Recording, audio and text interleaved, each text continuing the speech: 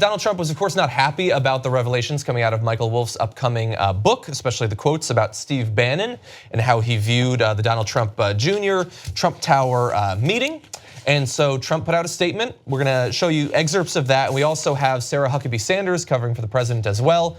First, the statement. He said, Steve Bannon has nothing to do with me or my presidency. When he was fired, he not only lost his job, he lost his mind.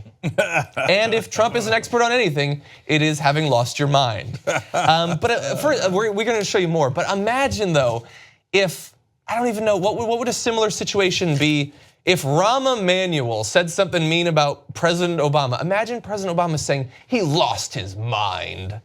We live in strange times. But he said that. Then he goes on to say, now that he is on his own, Steve is learning that winning isn't as easy as I make it look. Steve had very little to do with our historic victory, which directly goes against past things that Trump has said, but which was delivered by the forgotten men and women of this country, forgotten even by Trump now. Yet Steve had everything to, I love that this is thrown in, it has nothing to do with what they're talking about. Yet Steve had everything to do with the loss of a Senate seat in Alabama held for more than 30 years by Republicans. So both Steve Bannon and Trump supported Roy Moore, even though it was a terrible call. The night of the election loss of Roy Moore, Trump says this had nothing to do with me, but everything to do with Steve Bannon, who, like Trump, campaigned for Roy Moore. It has nothing to do with anything. I love that moment. Man, political blood all over the streets. I mean, look, first of all, if you're a sane human being who's president, you wouldn't use any of these words to begin with. Fine, okay, but it's Trump, we're past that. Okay, second of all, pause for a second. This is all in the press, the stuff that you call fake news, which is of course not fake, that's why you're flipping out. Call Bannon. Hey, Steve, did you really talk to Michael Wolff? Can we pretend that you didn't? Can you go out there and claim that it's fake news? Can we do damage control? Yeah. But he's a child.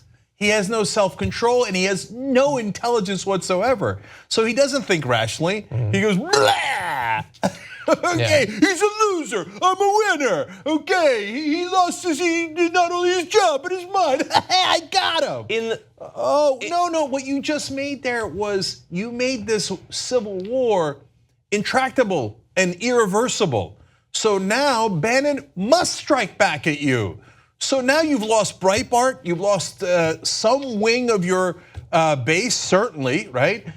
What do you have left? This is Tony killing Christopher.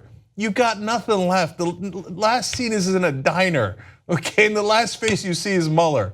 Okay, you're done. Why did you react and lash out this way? It's such a stupid thing to do. Thank you. Well, the interesting thing is that so far as I know, Bannon, the only statement out of Bannon by a spokesperson is that he's gonna step back and just let this thing proceed for a little bit. We'll see how long that goes.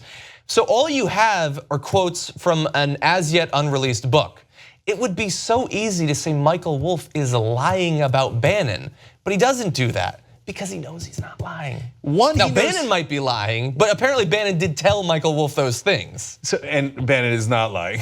Okay. I'm just saying, if we're gonna trust someone, Steve Bannon is not my #1 person to trust. The only person I trust less is Donald Trump. Yes, exactly. Okay, so and Bannon has a logical reason to state these things, which is they're all going to jail and I'm not going there. Okay, and Trump has all the reason in the world to lie, no reason to tell the truth. Yeah. But it doesn't matter. You're right. They could have concocted 1,000 different stories to try to weasel their way out of it, maintain the base. They could have done all those things.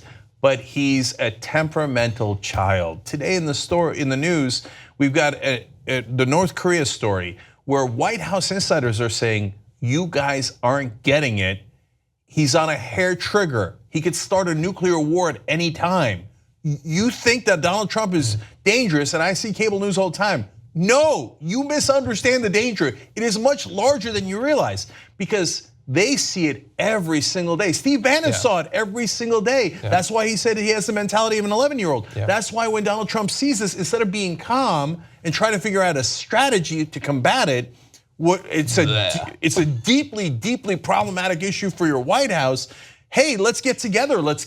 If there are any smart people in the White House, let's do a strategy meeting, right? No. Blah. Scrummeting, right? I forgot about that. Which now has made that hole way bigger, and all Trump's gonna do going forward is keep digging. Okay, well, we got a little bit more, a couple more quotes, then we have Sarah Huckabee Sanders attempting to do some damage control. Trump had said in that statement, Steve pretends to be at war with the media, which he calls the opposition party, yet he spent his time at the White House leaking false information to the media to make himself seem far more important than he was.